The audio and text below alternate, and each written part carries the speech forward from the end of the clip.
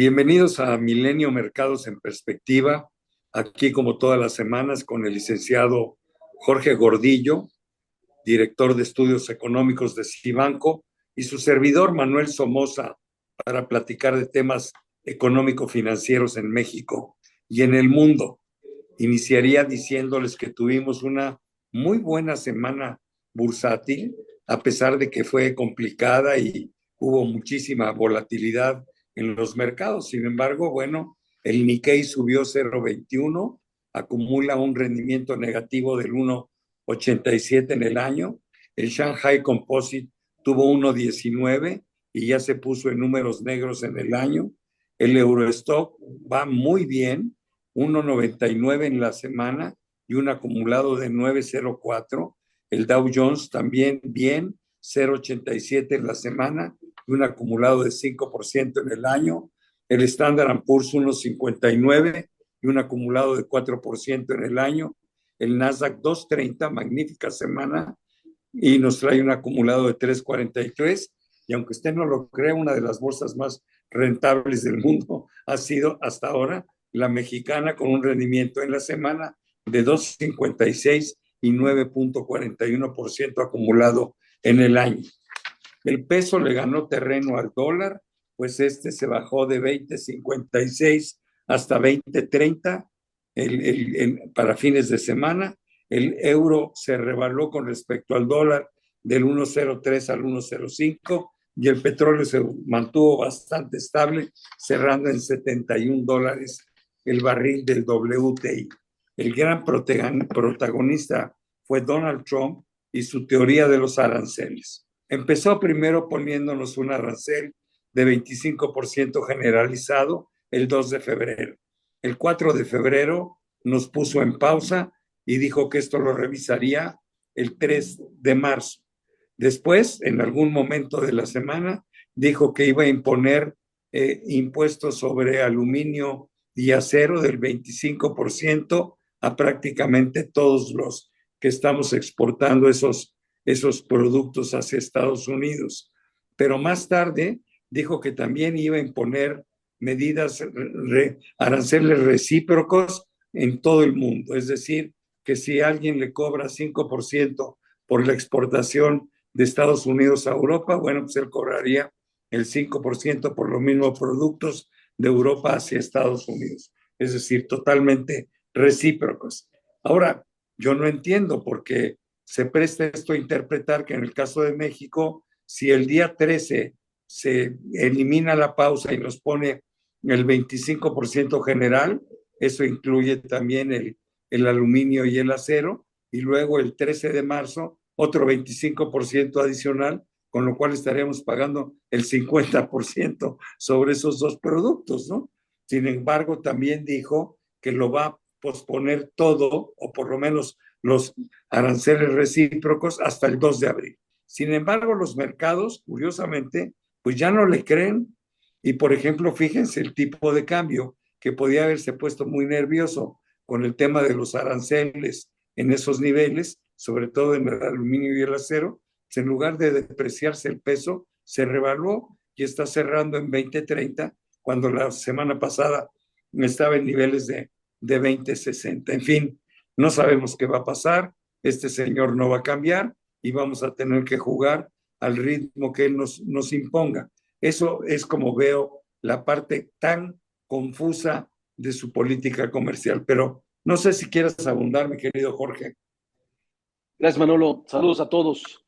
Sí, efectivamente, tal como lo comentas tú, está muy incierta, la definición, las fechas, la magnitud de lo que quiere hacer Trump. Y el mercado efectivamente está dejando en pausa o no reaccionando de manera inmediata a sus amenazas. Pero yo creo que lo que tenemos que tener claro es cuál es su objetivo, qué es lo que está buscando con todas estas intenciones de poner aranceles. No es solo poner aranceles, tiene un objetivo.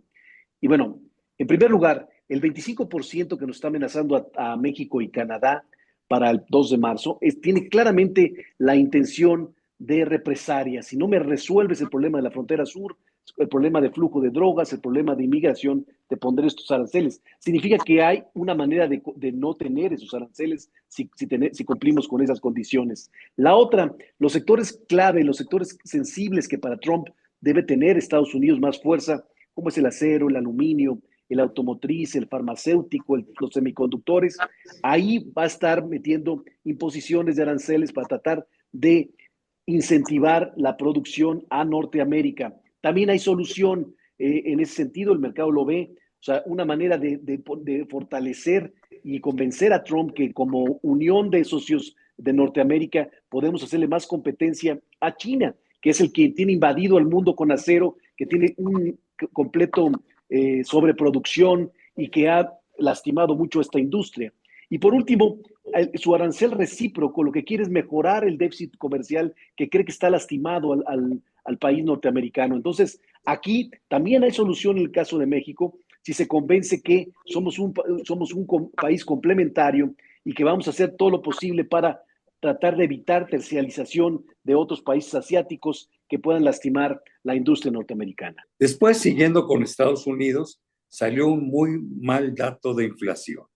Cuando pensábamos que la inflación estaba contenida, bueno, pues la verdad que no salió un buen dato. La inflación de enero se subió hasta el 3%, hay que decirlo bien y claro. La inflación en Estados Unidos tuvo un mínimo en el mes de septiembre del año pasado y a partir de ese mes hemos visto puros incrementos, ¿no? Octubre, noviembre, diciembre y ahora enero está en el 3%, la subyacente en el 3.3%, y esto evidentemente pues presiona a la Reserva Federal para que no tenga prisa en bajar las tasas de interés y que mantenga una política restrictiva como la actual, ¿no? Entonces, yo creo que todavía sigue siendo posible, cada vez menos, vamos a ver cómo vienen los datos futuros, de que la Reserva Federal pueda bajar la tasa una o dos veces, la veo más difícil, pero una vez sí, pero a partir del segundo semestre del año, a partir de julio, ¿no? Pues francamente, no fue un buen dato y así lo expresó Jerome Powell en las exposiciones que tuvo con el Congreso, con los senadores, hablando de la política monetaria. No está muy motivado a que las tasas bajen en el corto plazo. Y sí está preocupado porque algunas políticas de Donald Trump sobre las cuales no quiso opinar pudieran llegar a ser inflacionarias. ¿Cómo la ves, Jorge? No, coincido contigo, la palabra es incertidumbre y hoy todo le juega en contra a la inflación. La economía sigue muy fuerte, el mercado laboral, el sector servicios, el sector inmobiliario parece que va a tardar mucho más de lo que quisiéramos ver en bajar la inflación y esta incertidumbre sobre las tarifas y lo que puede provocar la política económica de Trump hacia adelante son elementos suficientes para tomar una pausa, no para cambiar de política y empezar a pensar que subirán las tasas de interés, pero sí que hay que ser cautos y de ser un poquito todavía restrictivos para garantizar, en el caso de Estados Unidos, que la inflación siga en camino de la meta. Ahora es imposible de no verlo, entonces hoy hay que ser cautos. Decir qué va a pasar hacia adelante, pues es una apuesta, pero más bien ahorita hay que ver qué tanto que se va a contagiar la posible implementación de aranceles sobre los precios, porque ahorita todos los productores están con la incertidumbre, subo precios, no subo precios, lo bajo, busco alternativas para el caso de los automóviles, para el caso de todo lo relacionado al acero, aluminio, están muy nerviosos y esto pues, simplemente no se va a redefinir o no se va a poner como algo claro en unos todavía pasados muchos meses, ¿no? Sí, totalmente de acuerdo. Además dejó claro, ¿no? O sea, la única manera para bajar las tasas de interés en el corto plazo sería que de repente la inflación se cayera drásticamente, lo cual nadie está previendo, o segundo, que hubiera un deterioro verdaderamente importante en el sector laboral, que tampoco se ve, porque se sigue viendo bastante fortalecido con todo y que en el último dato del empleo se hayan caído los empleos, pero bueno, los promedios que llevamos en los últimos 6 meses indican que sí, ha disminuido un poco la fortaleza del mercado laboral, pero sigue siendo bastante robusto, ¿no? Entonces, tampoco pequemos de optimistas y hagamos proyecciones alegres en relación a la baja en las tasas de interés. Finalmente, el viernes fue un día bien importante. Los resultados los sabremos más tarde, pero bueno, se reúnen los países europeos para estudiar el tema de la seguridad en Múnich, sobre todo los miembros de la OTAN, y también hay un acercamiento entre Putin y Donald Trump para tratar de empezar a enmarcar las pláticas de paz entre Rusia y Ucrania. El tema yo lo veo muy ríspido porque, en primer lugar, a los europeos no se les ha involucrado en el tema y tienen bastante que aportar. Y también yo no creo que Zelensky esté muy contento con lo que vaya a decidir Trump unilateralmente a favor de Rusia, ¿no? Creo que el gran perdedor en toda esta parte va a ser Ucrania y Zelensky, pero bueno, vamos a ver qué resultados nos lleva esto. Para los mercados y la economía mundial, el que termine la guerra de cualquier manera, bueno, pues sería una bendición, pero pues claro, esto tiene efectos colaterales que pueden ser importantes para los países involucrados. ¿Cómo la ves, mi George? Sí, es completamente de acuerdo contigo, porque lo que parecería que sería la solución es que se dieran los territorios que ha invadido Rusia sobre Ucrania. Entonces, a lo mejor por ahí va la solución, que Ucrania cediera esos territorios y por ahí se armaran las pláticas. Como dices, tiene todo de perder, porque va a perder, puede perder territorio y además la condición seguramente va a ser de que le quite el respaldo de la OTAN, que no entre a la OTAN Ucrania como una condición. Y bueno, los países europeos y occidentales le van a seguir dando su respaldo, pero ya no de la manera como lo quisieran ver. Por supuesto, como bien dices, es una perder para Ucrania, aunque para todo el mundo en general el concepto de paz suena razonable. Pues bien, se nos acabó el tiempo, mi querido Jorge.